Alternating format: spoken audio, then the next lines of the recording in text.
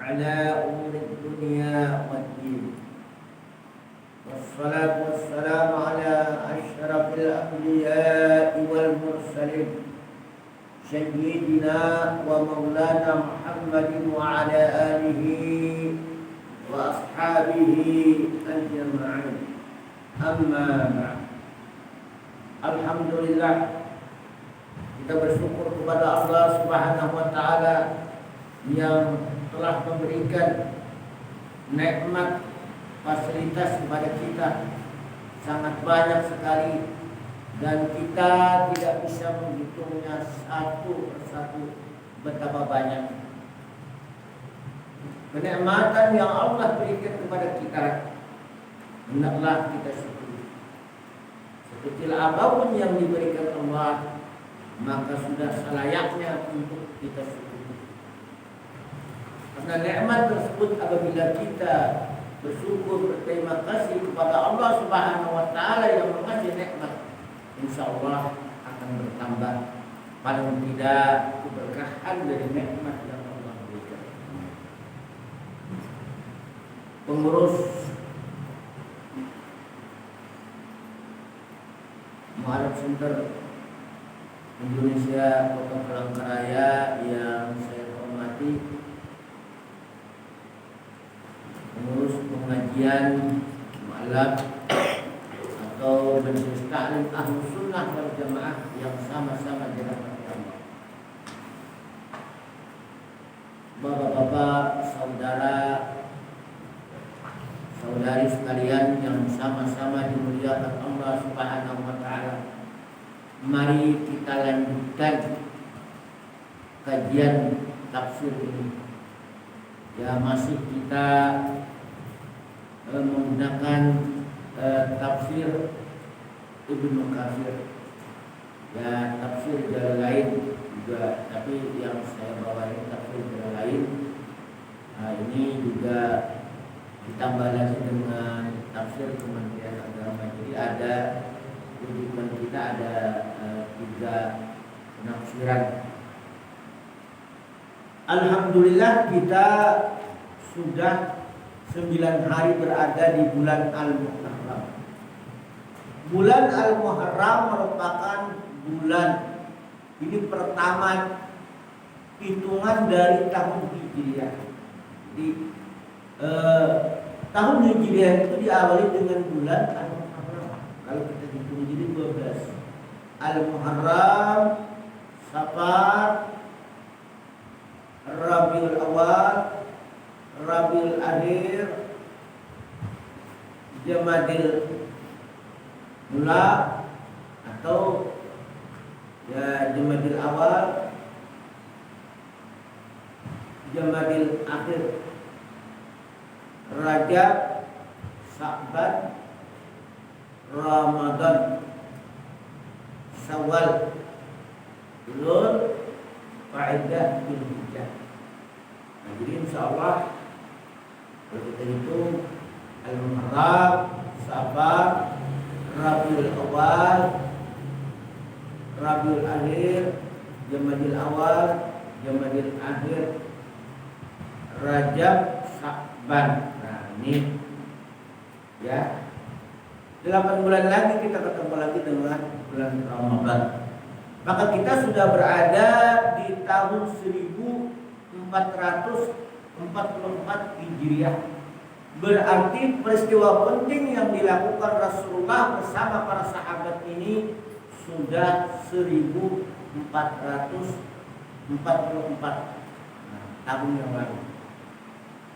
Jadi tahun Hijriah ini maka bukan diambil dari lahirnya Nabi Muhammad SAW, tetapi diambil dari hijrahnya Rasulullah dari kota Mekah ke kota Madinah.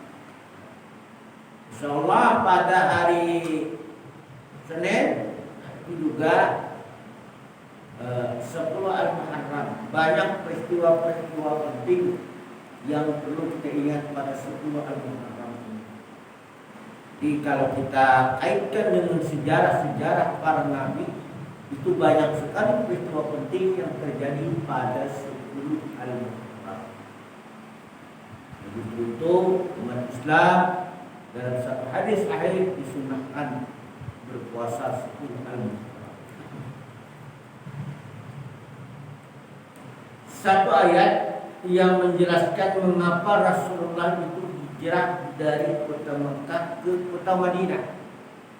Itu ada satu ayat di dalam surah Al-Ankabut. Surah Al-Ankabut. Ayat tersebut berbunyi, Ya ibadiyalladzina amanu inna ardi wasi'atun fa iyaya fa'budun. Begitu ayat.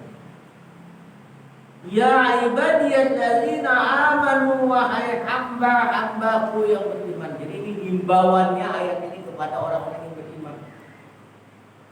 Khusus tertuju kepada orang-orang yang beriman. Seluruh orang-orang yang beriman berada di Mekah itu pada hijrah semua ke Madinah. Gak ada tinggal lagi. Rumahnya ditinggal, tanahnya ditinggal, anak-anaknya juga dibawa. Betapa ya sedih rasanya kalau hijrah itu meninggal rumah, tapi rumahnya ya tidak bisa dijual lagi rumah. Jadi fasilitas harta-harta kekayaan itu ya tidak bisa lagi. Kalau saya kan hijrah dari kota Pangkalan Bun, dari kota Waringin Barat, masih bisa saya pulang pergi kadang ke Pangkalan Bun. Saya juga beberapa kali hijrah. Dulu saya tinggalnya tahun 90, sedikit cerita, sampai 94 saya hijrah ke Barito Selatan. Saya tugas menjadi pegawai negeri sipil, menjadi guru. Sekarang sudah tidak menjadi guru lagi, jadi hanya kebanyakan mengisi pengajian. Kemudian saya dipindah lagi ke Barito Timur.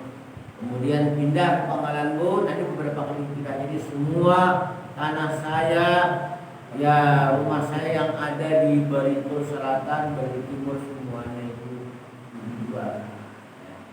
Saya berikan di Pangkalan Bun. Alhamdulillah masih ada di. Begitulah orang-orang yang hijrah. Hijrah ini untuk apa? Rasulullah itu tidak aman tinggal di Mekah, tidak aman. Ya, orang-orang Quraisy, orang-orang musyrik selalu memusuhi orang-orang yang beriman. Kalau sekarang di negara Indonesia ini tidak ada permusuhan.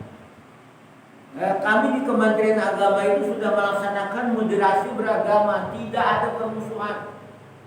Jadi silahkan ya bekerja di kantor Kementerian Agama itu. Kalau kebetulan saya lihat hari Senin itu yang memimpin upacaranya itu Hindu, ya Hindu mungkin dia berdoa menurut agama Hindu, tapi kita kan ya Islam tidak mengikuti mereka. Tetapi itu moderasi beragama. Jadi kerukunan umat beragama di negara Indonesia ini sangat tinggi sekali. Nah justru itu yang lemahnya hanya kalau kita kaji tingkat keimanan kita, tingkat ibadah kita saja yang kurang. Kalau toleransinya tinggi. Ya kalau di kantor saya itu ada bidang Hindu, Buddha, Kristen, Katolik, semuanya lengkap. Nah itu kita ya artinya silahkan menjalankan agama sesuai ya kepercayaannya masing-masing. Nah justru itu kita kaitkan dengan ayat tadi. Ya ibadiyalladzina amanu, wahai hamba-hambaku yang beriman. Ini himbauan seluruh orang Mekah yang beriman pada hijrah semua ke Madinah. Semua hartanya, fasilitasnya ditinggalkan. Apa kelanjutan ayat ini? Inna ardi wasi'ah, sesungguhnya bumiku luas, kata Allah. Bukan hanya Mekah, bumi itu luas. Ya. Madinah, kemudian Hafsah, banyak bumi. Ternyata Rasulullah justru memilih Madinah karena Madinah itu tidak terlalu jauh. Jadi antara Mekah dengan Madinah itu jaraknya kurang lebih ya 400 km. jauh juga ya, hampir ya perjalanan dari Palangkaraya ke Pangkalan Bun itu 400 ya 40-an di sekitar itu. Dan mereka itu hijrah, berjalan kaki hijrah. Bayang, nggak tahu ceritanya, ada yang mengangkat, ada yang melakukan jalan kaki. Ini luar biasa, sejauh 400 km. Nah inilah, ya ada yang naik unta juga, ada juga yang jalan kaki. Nah begitulah kita kaitkan dengan peristiwa tersebut. Hijrah dalam arti kita tidak pindah tempat tinggal. Kalau sekarang hijrah sekarang, paling tidak hijrah bagaimana yang dulunya kita mungkin ya banyak melakukan dosa. Tapi mudah-mudahan kita jangan melakukan dosa. Ya artinya yang dulunya kita ada berbuat dosa, maka sedikit-sedikit kita kurangi. Yang dulunya ya keimanan kita ya agak tipis, mungkin ya berusaha agar kita tambah sedikit.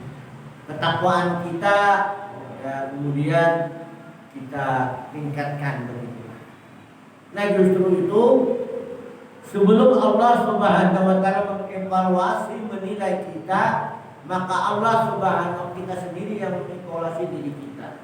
Setiap tahun itu dalam satu ini ungkapan Khalifah Umar, hasibu anfusakum. Evaluasilah diri kamu, nilailah diri kamu qablaan tuhasibu, sebelum kamu dievaluasi. Jadi sebelum kita dinilai Allah, sebelum kita ya artinya dievaluasi Allah Subhanahu wa taala, maka hendaklah kita yang mengevaluasi diri kita terlebih dahulu. Barangkali ya kita berusaha dari tahun ke tahun untuk meningkatkan ya ibadah kita, untuk meningkatkan amal kita. Ya bagaimana upaya-upaya yang kita lakukan dalam rangka untuk meningkatkan amal kita.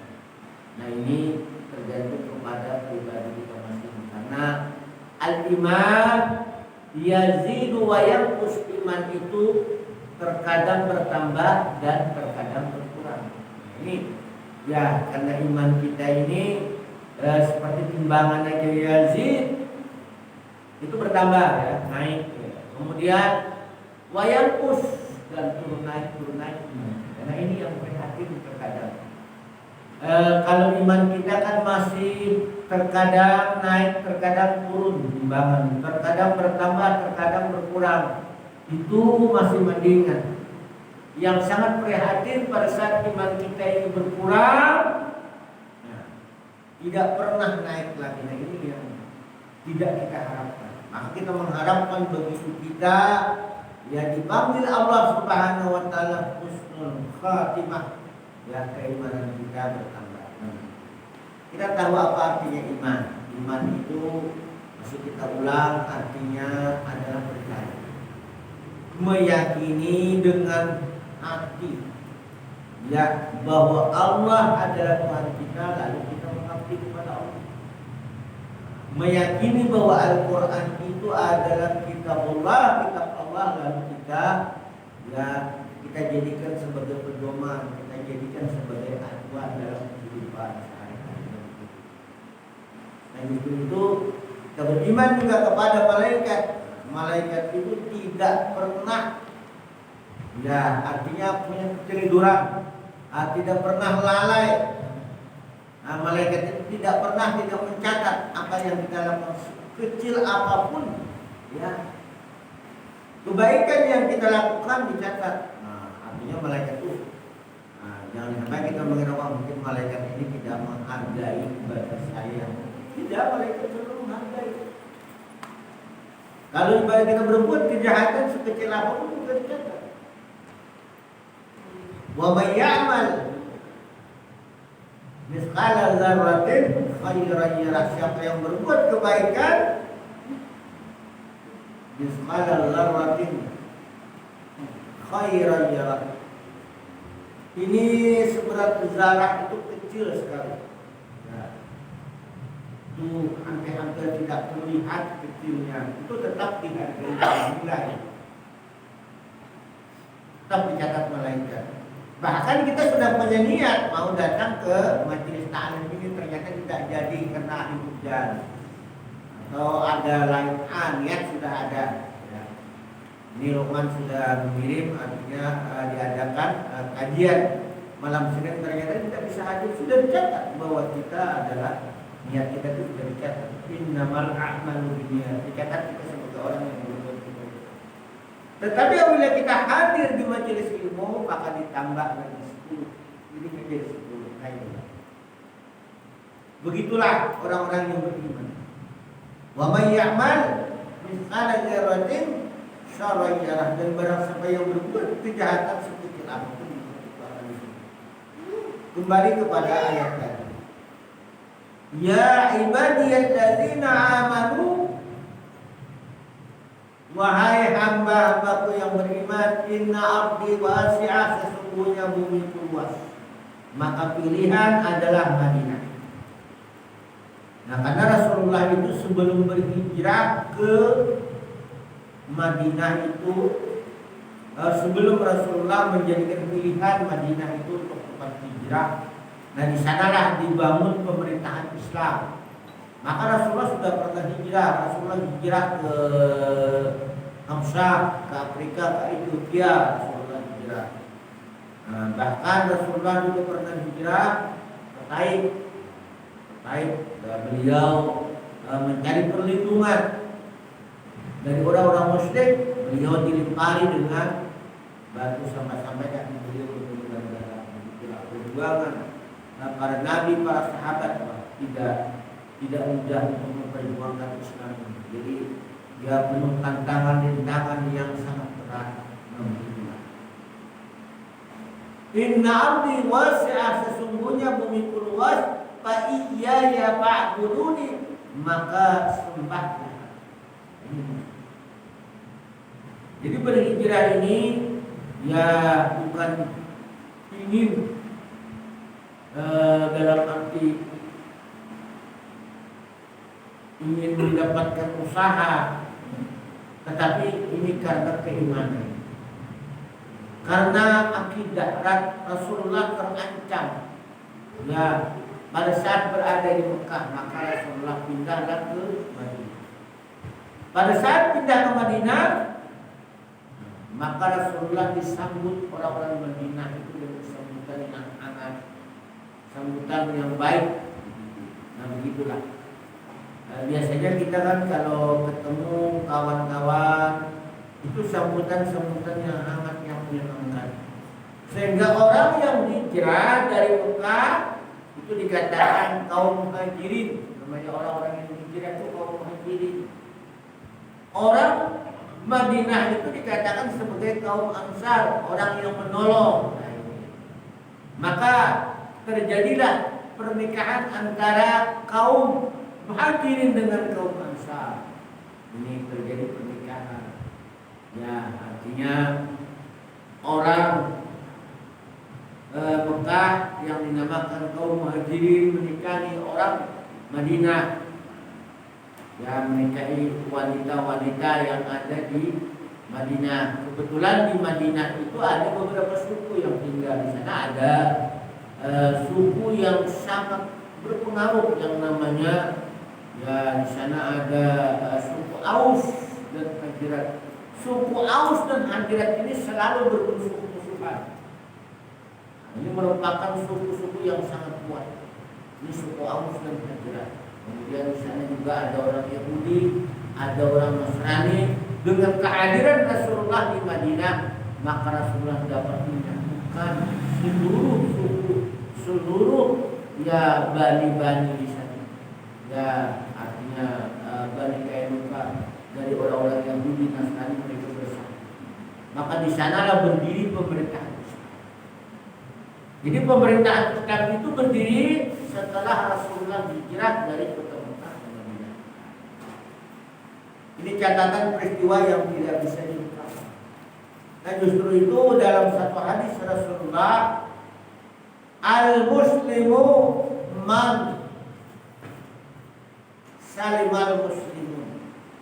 Orang muslim itu kata Rasulullah, man salimal muslimun, ialah orang yang selamat min lisanihi, dari lisannya. Jadi orang-orang mukmin itu orang bagaimana membuat supaya selamat dari lisannya.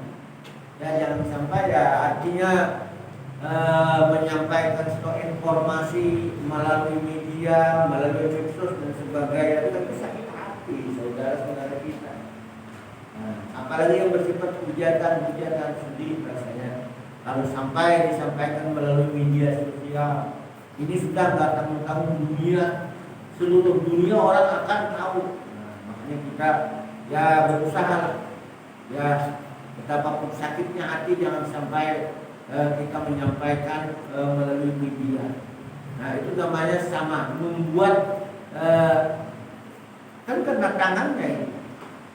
Makanya di masa digitalisasi, di masa zaman-zaman yang sudah zaman digital, zaman WhatsApp dan sebagainya, zaman internet ini, orang sih kalau berbuat dosa itu nggak perlu keluar rumah, cukup di dalam rumah saja bisa berbuat dosa. Nah seperti itu dengan mengirim berita-berita yang menyakitkan kepada saudara. Al-muslimu man salimal muslimin. Al-muslimu man salimal muslimun. Orang muslim itu adalah orang yang selamat min lisanihi, dari lisannya. Itulah orang muslim. Dia mampu membuat selamat dari lisannya. Tidak ada permusuhan. Nah, min lisanihi wa yadihi, dan tangan tidak ada terjadi. Ya sekarang kita kan tidak memukul dengan tangan, tapi memukul dengan mengirim ya melalui ya Xbox dan sebagainya, melalui ya medsos, media sosial, itu terpukul luar biasa, sakit hatinya. Nah itulah. Kemudian kelanjutan dari hadis itu, wal muhajiru man hajara man Allahu anhu. Orang yang berhijrah itu kata Rasulullah, man hajara, wal muhajiru, orang yang berhijrah itu man hajara, ialah orang yang meninggalkan, orang yang berpindah, man Allahu anhu. Ini dari larangan-larangan Allah. Itu orang yang berhijrah. Jadi orang yang meninggalkan larangan-larangan Allah itu sudah termasuk orang yang berhijrah. Kalau kita tidak melakukan perbuatan yang dilarang Allah, itu sudah termasuk orang yang berhijrah. Jadi hijrah sekarang adalah hijrah bil qalbi, dengan hati kita. Hijrah dalam arti ya bagaimana kita meninggalkan perbuatan-perbuatan yang dilarang. Juga dalam arti ya kita berusaha untuk meningkatkan ketakwaan kepada Allah Subhanahu wa taala. Yang terakhir ya, artinya kita kembali mengingat masalah hijrah. Ini seputar hijrah. Wa yuhajir artinya man yuhajir fi sabilillah. Orang yang berhijrah di jalan Allah itu dia akan mendapatkan, akan menemukan rezeki yang banyak. Nah, itu jadi menemukan rezeki yang banyak. Orang yang berhijrah. Nah justru itu kita ini ya bisa juga berhijrah kadang-kadang dalam rangka usaha. Karena Allah Ta'ala itu tidak merubah nasib kita kalau kita bisa. Innallaha la yughayyiru ma biqaumin hatta yughayyiru ma bi anfusihim. Sesungguhnya Allah itu tidak merubah nasib seseorang itu. Apakah dia nanti mau menjadi pejabat, apakah dia mau menjadi pedagang yang berhasil, apakah dia menjadi tukang kebun yang berhasil, mau menjadi pedagang artinya bisnis yang berhasil, itu dari kita sendiri. Maka melalui usaha dan ikhtiar itulah Allah akan merubah. Innallaha la yughayyiru ma biqaumin. Sesungguhnya Allah tidak merubah keadaan nasib suatu manusia. Hatta yughayyiru ma bi anfusihim, kecuali atau sehingga kaum itu sendiri yang merubahnya melalui usaha dan ikhtiar. Kalau kita hanya berdiam diri, berpangku tangan, tidak bekerja, dan itu namanya tidak berubah. Jadi paling tidak dengan tibanya tahun baru Islam, artinya kita ada 5 hal yang perlu kita ingat. Yang pertama, bagaimana kita berusaha untuk meningkatkan ketakwaan kita ini. Yang kedua, kita juga berusaha meninggalkan larangan-larangan Allah sekecil apapun kita berusaha meninggalkan. Yang ketiga, kita ingin buka dalam arti dia merubah nasib kita. Kita ingin merubah nasib kita, bagaimana merubah pola kita, pola kehidupan kita, pola kerja kita. Ya, artinya yang bagaimana kira-kira mendapatkan rezeki. Jadi rezeki itu bisa menghidupi keluarga kita, untuk biaya pendidikan anak kita, untuk masa depan keluarga kita. Itu yang keempat, dengan tibanya tahun baru Islam ini, kita selalu mengevaluasi diri kita, menilai. Hasibu anfusakum, menilai diri kita. Artinya hasibu anfusakum, nilailah diri kamu sebelum Allah Ta'ala yang menilai. Karena Allah Ta'ala itu merupakan hakim yang paling adil. Jadi ya tidak ada hakim yang lebih adil selain Allah Subhanahu wa Ta'ala. Itu yang kelima, artinya semangat kita ini juga semangat kita semakin meningkat. Semangat kita ya untuk persiapan masa depan keluarga kita, bagaimana keluarga kita supaya bisa bersekolah, ya juga menjadi anak-anak yang taat kepada Allah, anak-anak yang selalu ya menjalankan agama yang dianutnya, termasuk juga anak-anak yang soleh.